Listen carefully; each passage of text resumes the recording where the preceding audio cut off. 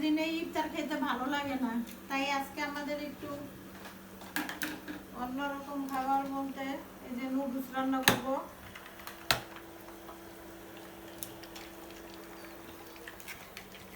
ডিম দিয়ে দিলাম।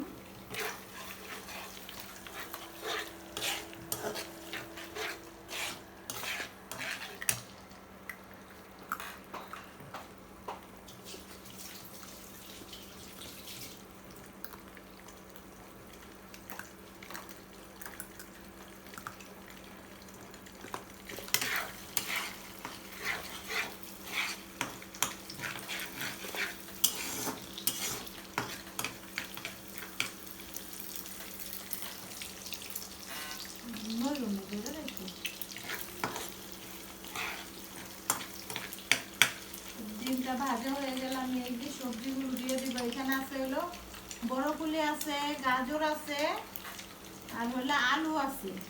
আর এখন তো ওই যে বাজারে ঘুরে আসলাম, পাতাকপিও নাই, ফুলকপিও পাইলাম না, পরে এগুলো নিয়ে আসছি, এটা দিয়েই রান্না করবো।